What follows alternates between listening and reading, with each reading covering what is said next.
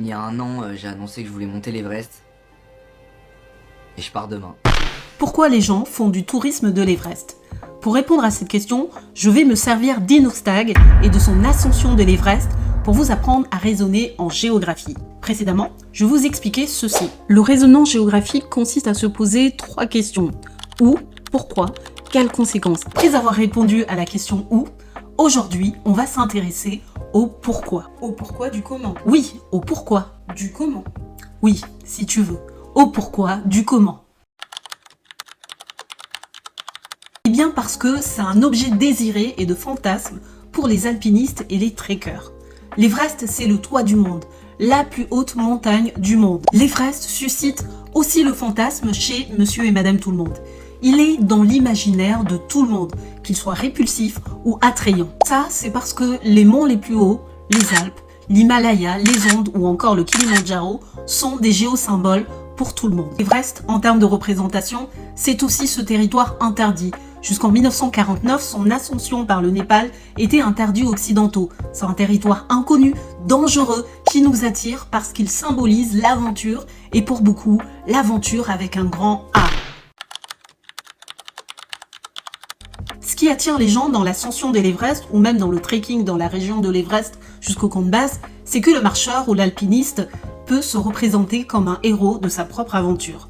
Les différentes étapes franchies symbolisent des défis réussis et les trekkers et les alpinistes progressent pas à pas pour atteindre leur objectif. Cet aspect-là, le documentaire d'Inoxtag l'explique très bien. C'est même sur ce point que se fonde sa narration. Le dépassement de soi, chaque jour être meilleur qu'hier, tout ça quoi.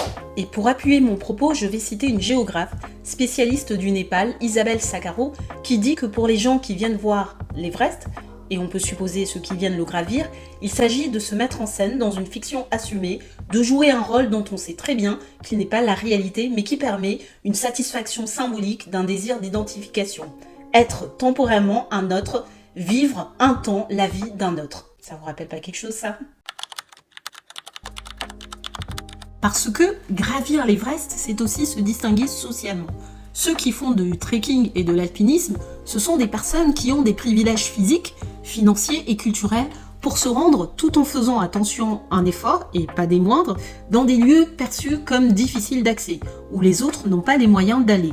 Ce sont des gens qui veulent paraître méritants, voire pour certains plus méritants que les autres, parce qu'ils se bougent, ils sont en mouvement, comme même à le répéter Inoxtag dans ses multiples interviews. On a beau l'aimer Inoxtag, lui, il est millionnaire et vous et moi, non. En effet, gravir l'Everest, c'est le tourisme des riches. Il faut environ 70 000 € pour le faire. Gravir l'Everest, ce n'est plus l'expédition d'aventure réservée à un club très fermé. L'Everest, depuis l'ascension des premiers hommes, c'est devenu un tourisme de masse. Concrètement, on est passé de ça à ça. Je reconnais, je me suis pas trop foulée aujourd'hui sur les questions.